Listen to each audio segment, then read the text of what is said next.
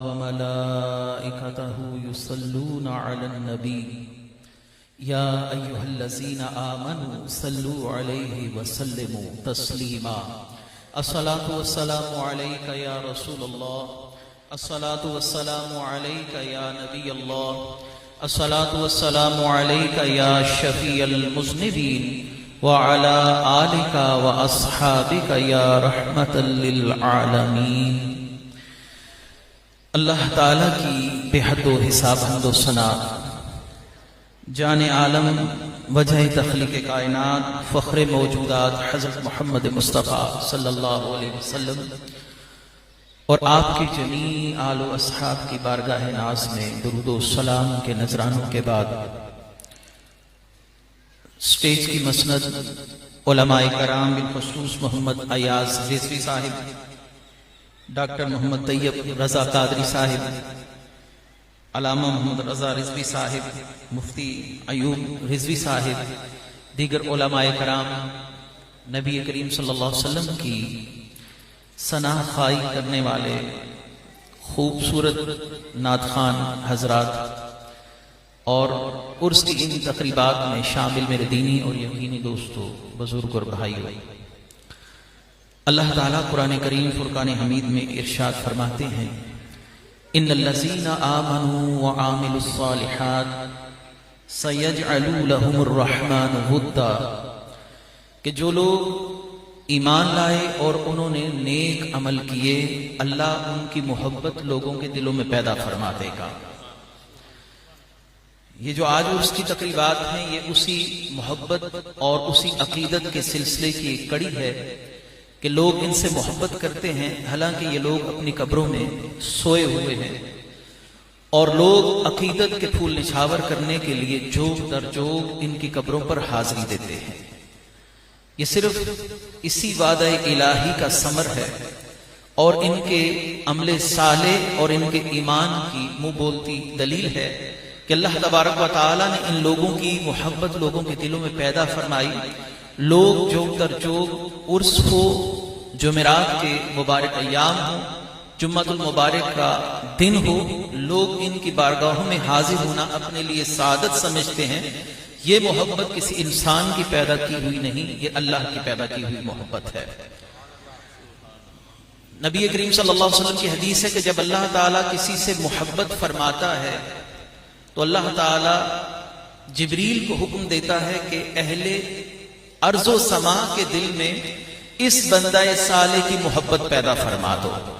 اور جب کسی بندے سے اللہ کی محبت ہوتی ہے تو اس کی دلیل یہ ہوتی ہے کہ اللہ تعالیٰ اسے اہل زمین پر مقبولیت عطا فرما دیتا ہے اور اہل زمین اس سے محبت کرتے ہیں، اس سے عقیدت کرتے ہیں۔ یہ جو آئے دن فتنے آتے ہیں کہ اولیاء کرام کے پاس نہیں جانا چاہیے، اولیاء کرام کو کوئی چیز ہے ہی نہیں، غالباً سید اعلیٰ حضرت عظیم البرکت نے اسی صورتحال کے پیش نظر کچھ اشعار فرمائے تھے۔ اگر یہ غوث اعظم شیخ عبد القادر جیلانی رحمۃ اللہ علیہ کے متعلق ہے، لیکن ان کا انطباق ہر ولی پر کیا جا سکتا ہے۔ آپ کیا فرماتے ہیں کہ اس پہ قہر، اعلیٰ فرماتے ہیں اس پہ قہر کہ اب چند مخالف تیرے چاہتے ہیں کہ گھٹا دیں پایا تیرا۔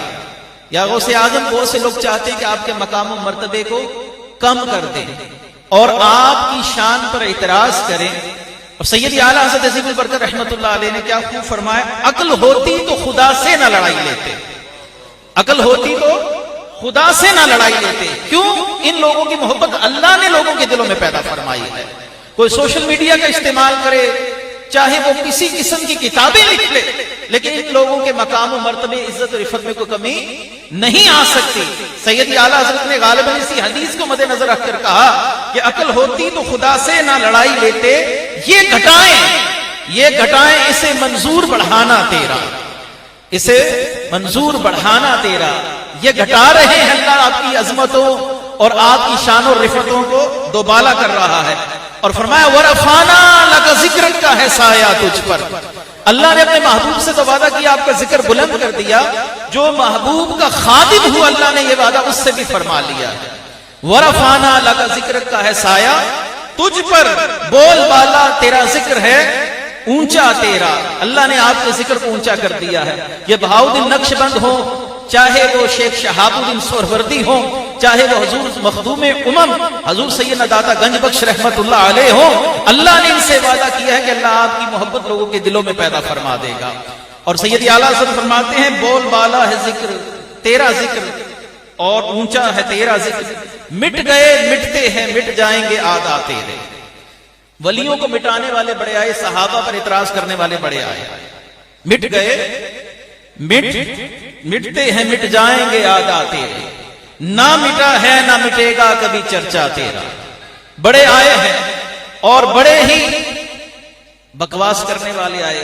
ایک تو کہا کرتا تھا لا الہ الا اللہ، نہیں کوئی 11ویں والا، نہیں کوئی 12ویں والا، نہیں کوئی 13ویں والا. پنڈی کی زمین نے پھر اس شخص کا حشر بھی دیکھا ہے، وہ مرتے ہوئے کسی کو چہرہ نہیں دکھا سکا ہے. چہرے کن کے روشن ہیں؟ انہی کے روشن ہیں جنہوں نے اللہ سے بھی وفا کی ہے اور اللہ والوں سے بھی وفا کی ہے. اللہ انہی کے چہرے سلامت رکھتا ہے جو وفاؤں کے گجرے اپنے ساتھ قبروں میں لے کر اتر جاتے ہیں. ہمارا کوئی عام سا بھی مولوی ہو جو غریب اتنا نہ پڑا ہو، اس کو ایک بات تو سمجھ آتی ہے کہ بھئی میں جس مسند پر بیٹھا ہوں یہاں پر بیٹھ کر اللہ والوں کے چرچے ہی کرنے ہیں، اور دوسروں کا جتنا بڑا مرضی مولوی ہو، مفسر قرآن ہو، جب منہ کھولے گا کسی نہ کسی کے خلاف بکواس کرے گا. تو اعلیٰ حضرت عظیم البرکت رحمت اللہ علیہ فرماتے ہیں نہ مٹا ہے نہ مٹے گا کبھی چرچا تیرا، تو گھٹائے سے کسی کے نہ گھٹا ہے نہ گھٹے، جب بڑھائے تجھے اللہ تعالیٰ تیرا. جب اللہ آپ کو بڑھا رہا ہے تو پھر کسی ولی اور کسی بھی اللہ کے دوست کی شان کوئی کام کر سکتا نہیں. یہ جو عرس کی تقریبات ہوتی ہیں یہ بھی اسی سلسلے کی کڑی ہوتی ہیں. اللہ ان کی محبتوں کو دلوں میں یہ تو اللہ تعالیٰ نے ہمارے دلوں میں ان لوگوں کی عقیدت پیدا کی، ہم محبت اور عقیدت سے ان لوگوں کے دروں پر آ کر بیٹھے ہیں. ایک نیا فتنہ نکل آیا جی، یہ جو آپ کرامات بیان کرتے ہیں، ان کرامات کو آپ کیوں بیان کرتے ہیں؟ بابت کوئی شے نہیں ہے، یہ کرامات صرف من گڑت کہانیاں ہیں. آپ کو پتا ہے کہ تاریخ میں ایک بہت گمراہ فرقہ گزرا ہے جنہوں نے اہل سنت سے اپنا راستہ الگ کر لیا. ان کو معتزلہ کہتے ہیں. معتزلہ کرامات اولیاء کے انکاری ہیں، وہ ولیوں کے کرامات نہیں مانتے. اب قرآن کریم سے پوچھتے ہیں یا باری تعالیٰ تیرے محبوب بھی کوئی صاحب کرامات ہوتے ہیں کہ نہیں ہوتے؟ تو اللہ تبارک و تعالیٰ نے فرمایا اب قرآن پڑھ. سلیمان علیہ السلام اپنے درباریوں سے کہتے ہیں یا ایھا المالو ایکم یاتینی بعرشھا، کہ تم میں کون ہے جو عرش تخت اٹھا کر لے آئے ملکہ بلقیس کا. میں وقت میرے پاس بہت کم ہے، میں اختصار کے ساتھ بات کرتا ہوں. قال الذی عنده علم من الکتاب، پھر وہ بولا جس کے پاس کتاب کا علم تھا. حضرت سلیمان علیہ السلام کا وزیر بھی تھا، اس امت کا ولی بھی تھا، اس امت کا ولی بھی تھا. وہ کہنے لگا میں لے کے آتا ہوں قبل ان یرتد الیک طرفک، آپ کے پلک جھپکنے سے پہلے پہلے، آپ کے پلک جھپکنے سے پہلے پہلے میں تخت کو اٹھا کر لے آتا ہوں. کمال کی بات ہے، یہ اس کتاب کا بیان ہے جس کے متعلق قرآن خود دعویٰ کرتا ہے کہ لا ریب فیہ، اس میں کوئی شک شبہ نہیں ہے. آپ جو کہتے ہیں کہ باب شاہی کوئی نہیں، وہ قرآن سے آیت کو نکال سکتے ہیں. قبل ان یرتد الیک طرفک، میرے سامنے بیٹھا ہوا شخص مجھے پلک جھپکنے سے پہلے ہاتھ نہیں لگا سکتا. اللہ فرماتا ہے میرے ولی کی شان یہ ہے کہ وہ 1500 میل دور جا بھی سکتا ہے اور تخت اٹھا کر لا بھی سکتا ہے. یہ ہے اللہ کے ولی کی شان. قبل ان یرتد الیک طرفک، پلک جھپکنے سے پہلے پہلے. اور ایک اور بات کی جاتی ہے، ہاں ولی تو جب زندہ ہوں تو کرامات ان سے ہوتی ہیں، چلے ہم یہ بات مان لیتے ہیں. جب دنیا سے چلے گئے اب تو کرامات ختم ہو گئی، اب ان کی عزت کیوں کی جاتی ہے؟ اب ان کی شان کے ترانے کیوں گائے جاتے ہیں؟ اور ان کی عزت و تکریم کا وہی معاملہ ہے جو ان کی زندگی میں ان کے ساتھ ہے. تو اس کے کئی جوابات دیے جا سکتے ہیں. ایک جواب یہ ہے کہ اللہ تعالیٰ فرماتے ہیں کہ جب میں اپنے بندے سے محبت کرتا ہوں میں اس کے ہاتھ بن جاتا ہوں، میں اس کے کان بن جاتا ہوں. یہ حدیث ہے بخاری شریف، اس کا اختصار سے بیان کر رہا ہوں. میں اس کی آنکھیں بن جاتا ہوں، میں اس کی زبان بن جاتا ہوں. وَلَئِن سَأَلَنِي لَأُوتِيَنَّ، جب وہ مجھ سے سوال کرتا ہے تو میں سے ضرور بر ضرور عطا فرماتا. اچھا، اللہ نے ولی کو یہ شانیں کب دی ہیں؟ جب وہ اللہ کا محبوب بنا. جب وہ اللہ کا محبوب بنا تو اللہ نے اس کو یہ شانیں دی، اور وہ غیر معمولی صلاحیتوں کا حامل ہو گیا، اس سے کرامات کا صدور شروع ہو گیا. محبوب ہیں کہ نہیں ہیں؟ صدیق اکبر آج بھی اللہ کے محبوب ہیں کہ نہیں ہیں؟ غوث اعظم آج بھی اللہ کے محبوب ہیں کہ نہیں ہیں؟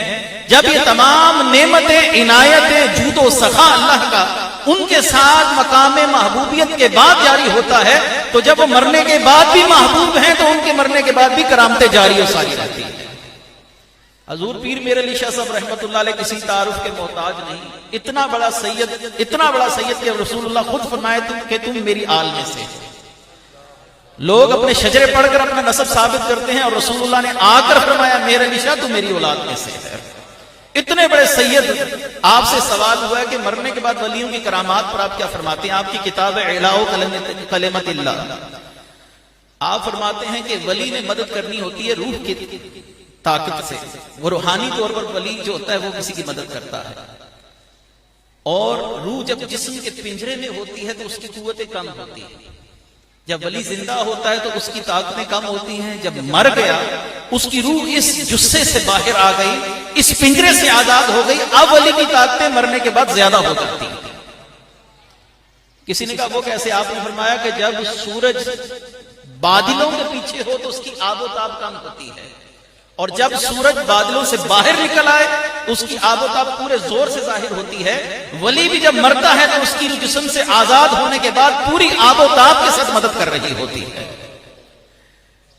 مصر میں ایک بہت بڑے ولی گزرے ہیں، شیخ شمس الدین الحنفی. 8ویں صدی سے ان کا تعلق ہے. 650 سال ہو گئے ان کو دنیا سے پردہ فرمایا. شیخ شمس الدین الحنفی آپ اتنے بڑے بزرگ تھے، آپ اتنے بڑے ولی تھے کہ آپ کو اللہ تعالیٰ نے ایسی کرامات سے نوازا تھا کہ آپ جنات کو فقہ حنفی پڑھایا کرتے تھے. پوری آپ کی تفصیل جو ہے نا شیخ عبد الوہاب شعرانی نے الطبقات الکبریٰ طبقات شعرانی میں لکھی ہے. تو جنات کو فقہ حنفی پڑھاتے تھے، اور اللہ نے آپ کو اتنی عزتوں سے نوازا تھا کہ ایک دفعہ آپ بیمار ہو گئے اور مسجد میں تدریس کے لیے نہیں جا سکے. تو آپ کے جو سسر تھے، آپ نے اپنے سسر کو کہا کہ آپ آج میری طرف سے جائیے اور جنات کو فقہ حنفی آپ پڑھائیے. جب وہ تشریف لے کر گئے تو جنات نے بڑی محبت سے ان کے عقیدت کے ساتھ ان سے فقہ حنفی کے چند مسائل پر گفتگو کی، اور ان سے کہا آپ چونکہ شیخ شمس الدین الحنفی کے سسر ہیں، ہم آپ کو وہ انعام دیتے ہیں جو ہم نے اس سے پہلے کسی کو نہیں دیا. انہوں نے کہا وہ کیا؟ انہوں نے فرمایا یہ ہمارے میں بڑے بزرگ جن ہیں اور ان کو یہ سعادت حاصل ہے کہ انہوں نے رسول اللہ سے مصافحہ فرمایا ہوا ہے. انہوں نے رسول اللہ سے مصافحہ فرمایا ہوا ہے. یہ جو جنات ہوتے ہیں یہ انسانوں سے تعلیم بھی حاصل کرتے ہیں، اور بعض انسان ان سے بھی تعلیم حاصل کرتے ہیں. یہ فتاوی حدیثیہ میں شیخ ابن حجر مکی نے لکھا ہے. اور پیر میر علی شاہ صاحب رحمۃ اللہ علیہ کی جو سند ہے، حدیث کی سند ہے، مہر منیر اٹھا کے دیکھیے، اس میں ایک جن کا نام بھی آتا ہے جن کا نام ہے سیدنا شمہورس رضی اللہ تعالیٰ. یہ پیر میر علی شاہ صاحب کے استادوں میں سے شمہورس وہ مسلمان تھے. بہرحال ایک طویل گفتگو ہے. انہوں نے کہا کہ یہ وہ بزرگ ہیں جنہوں نے رسول کریم صلی اللہ علیہ وسلم سے مصافحہ فرمایا اور اس کے بعد پھر کبھی کسی سے مصافحہ نہیں فرمایا، اور ان کے ہاتھ سے اس وقت سے خوشبو مہک رہی ہے، یعنی رسول کریم کو دنیا سے 800 سال ہو گئے. تو شیخ شمس الدین الحنفی کے سسر سے انہوں نے مصافحہ فرمایا، اور فرماتے ہیں کہ ساری زندگی میرے ہاتھ سے پھر خوشبو نہیں گئی ہے. یہ لمس رسول صلی اللہ علیہ وسلم کی برکتیں ہیں.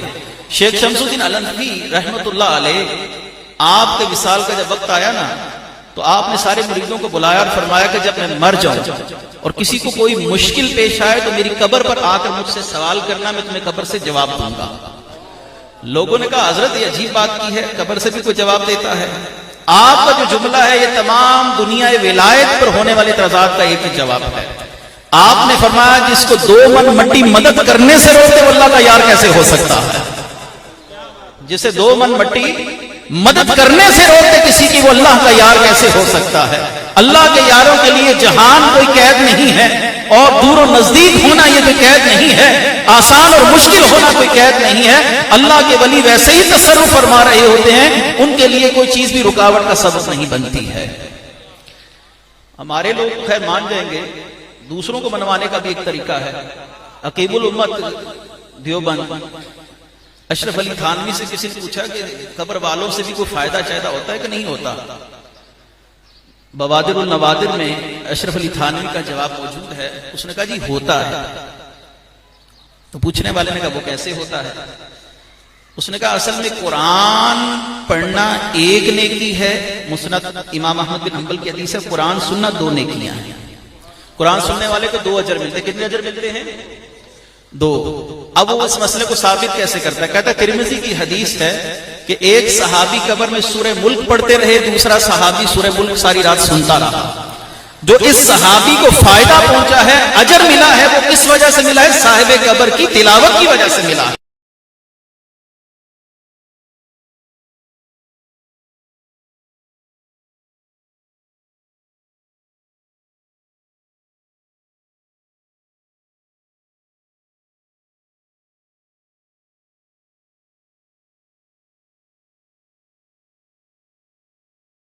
یہ اللہ تعالیٰ نے اپنی محبت کو، اپنی رحمت کو 100 حصوں میں تقسیم کیا، اور ایک حصہ پوری دنیا پر تقسیم کیا۔ یہ اس ایک حصے کی برکتیں ہیں، اس ایک حصے کی رحمت ہے کہ قیامت تک اللہ کی وہ رحمت کبھی ختم ہونے والی نہیں ہے۔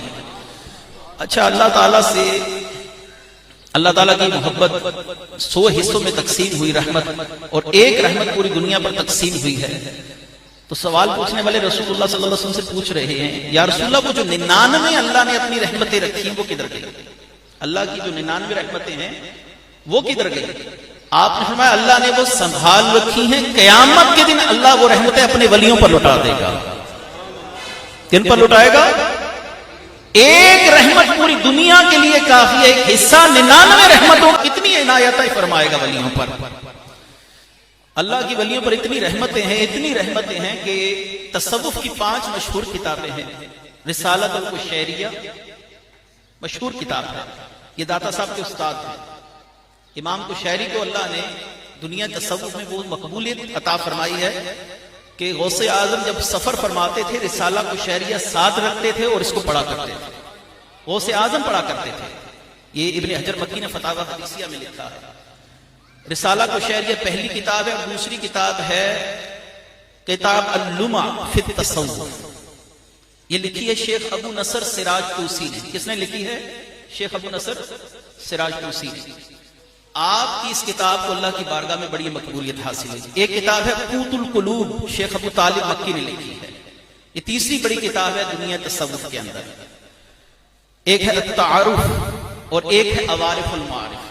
5 کتابوں کو اللہ نے تصوف کی دنیا میں بڑی شہرت عطا فرمائی۔ میں 6 کہتا ہوں، ساتھ کشف المعجوب کو بھی شامل کرتا ہوں۔ تو جنہوں نے کتاب اللمع فی التصوف لکھی ہے ابو نصر سراج طوسی، آپ کے جب مرنے کا وقت آیا تو آپ نے فرمایا کہ جب میں مر جاؤں اور میری قبر کسی جگہ پر بنا دی جائے تو جس شخص کے اعمال اچھے نہ ہوں اور لوگوں کے دلوں میں یہ غالب گمان ہو یہ جہنمی ہے، اس کا جنازہ میری قبر کے سامنے سے لے کے گزرنا۔ اللہ تعالیٰ اسے جہنم میں نہیں بھیجنے والا، اللہ اسے جہنم میں نہیں بھیجنے والا۔ میں سوچ میں پڑ گیا کہ بزرگوں نے بڑی بات کر دی ہے کہ کسی کا جنازہ میری قبر کے سامنے سے گزار دینا اللہ تعالیٰ اس کو معاف فرما دے گا۔ اس کے پیچھے بھی کوئی دلیل شرعی ہے یا نہیں ہے؟ پھر بخاری کی حدیث میرے ذہن میں آئی، رسول کریم صلی اللہ علیہ وسلم نے فرمایا اللہ کے ذکر کرنے والے یہ ایسے لوگ ہیں، ہم القوم لا یشقی بہم جلیسہم، جو ان کے پاس آ جائے اللہ اس کو بھی بدبخت نہیں رہنے دیتا ہے۔ جو ان کے پاس ایک ساتھ کے لیے آ گیا اور ایک ساتھ ان کے پاس آ کر بیٹھا، جو اللہ کا انعام ان پر تھا وہ اللہ ان پر بھی انعام فرما دے گا، وہ تو اہل جنت تھے۔ اچھا، ایک شخص کے دل میں شبہ پیدا ہوا، اس نے کہا یہ شیخ ابو نصر نے عجیب بات کی ہے کہ اس شخص کے جسم کو آگ نہیں جلا سکتی جو میری قبر کے سامنے سے گزر جائے۔ اس نے آپ کی اس کرامت کا انکار کرتے ہوئے ایک مچھلی لی اور مچھلی لے کر آپ کی قبر کے احاطے میں چلا گیا اور آگ جلا کر اس مچھلی کو پکانا شروع کیا تاکہ لوگوں کو بتا سکے آگ نے تو مچھلی کے جسم کو بھی گلا دیا ہے. وہ صبح سے لے کے شام تک مچھلی پکاتا رہا لیکن مچھلی ویسی کی ویسی رہی ہے. اس کو پھر خاموش ہونا پڑا. اس نے مانا کہ اللہ والوں کی کرامتیں ہوا کرتی ہیں اور اللہ والوں کے ساتھ انتساب اور اللہ والوں کی نسبتیں اور ان کی خدمتیں اللہ کی بارگاہ میں انسان کو کتنا سرخرو کریں گی. 2 روایات میں پڑھتا ہوں. ایک سنن ابن ماجہ سے ہے اور ایک امام طبرانی کے الموجم الکبیر سے ہے. رسول کریم صلی اللہ علیہ وسلم نے فرمایا قیامت کے دن 2 صفیں بن جائیں گی. اہل جنت کی صف بھی ہوگی اور اہل جہنم کی صف بھی ہوگی. وقت مختصر ہے اس لیے میں احادیث پوری متن کے ساتھ نہیں پڑھا, صرف اختصار سے مفہوم اور اس کا معنی اور بیان کرتا جا رہا ہوں. آپ صلی اللہ علیہ وسلم نے فرمایا جب اہل جہنم اپنی صفوں میں ہوگے اور اہل جنت اپنی صفوں میں, تو ایک جہنمی اہل جنت میں سے ایک شخص کو پہچان کر کہے گا اے اللہ کے فلاں ولی تو مجھے جانتا ہے, میں نے تجھے دنیا میں ایک دفعہ پانی پلایا. کیا کیا تھا؟ پانی پلایا تھی. ابن ماجہ کے الفاظ ہیں اور کوئی نیکی نہیں کی, میں نے صرف اللہ کے ولی کو پانی پلایا تھا. رسول کریم فرماتے ہیں وہ اللہ کا ولی اس ایک عمل سے اس کی شفاعت کرے گا, اللہ اس کو اٹھا کے جنت میں بھیج دے گا. اس کو اٹھا کے جنت میں بھیج دے گا. اللہ کے ولیوں پر اللہ کی اس نے اتنی رحمت ہوگی کہ وہ ایک ایک نیکی پر ان لوگوں کو بخشوا رہے ہوں گے جنہوں نے دنیا میں ان کی خدمت کی ہوئی ہوگی. یہ ہے اللہ تعالیٰ کے ولیوں کی عظمتیں اور شانیں. اور اللہ تعالیٰ اپنے ولیوں کو اتنا قیامت کے دن نوازے گا, اتنا نوازے گا. آپ صلی اللہ علیہ وسلم کی حدیث ہے کہ شفاعت اتنی زیادہ ہوگی کہ میرا ایک امتی 70 ہزار لوگوں کی شفاعت کرے گا. 70 ہزار لوگوں کی شفاعت کرے گا. جب میں نے یہ حدیث پڑھی تو میرے ذہن میں سوال ہے, رسول کریم صلی اللہ علیہ وسلم نے بھی شفاعت کرنی ہے, علماء بھی شفاعت کریں گے, قرآن بھی شفاعت کرے گا, حجر اسود بھی شفاعت کرے گا, بیت اللہ بھی شفاعت کرے گا, صالحین بھی شفاعت کریں گے, سب شفاعت کریں گے. جب لوگ شفاعت کر کے لوگوں کو بخشوا لیں گے پھر رسول کریم صلی اللہ علیہ وسلم کی شفاعت کی ضرورت کیا رہے گی؟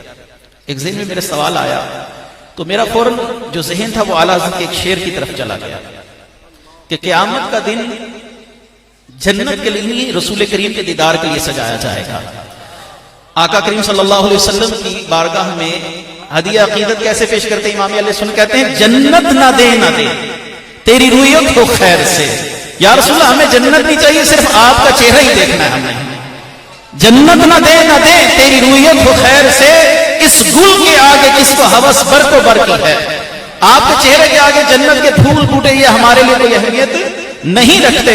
اور کہتے ہیں یا رسول اللہ قیامت کا دن ہو شربت نہ دے تو کرے بات لطف سے, یہ شہد ہو تو پھر کسے پرواہ شکر کی ہے. یا رسول اللہ پھر جنت کے حوض کوثر کی کس کو پرواہ ہے جس سے آپ ایک دفعہ ہنس کر بات کر لیں گے, جس سے آپ ایک بار مسکرا کے بات کریں گے.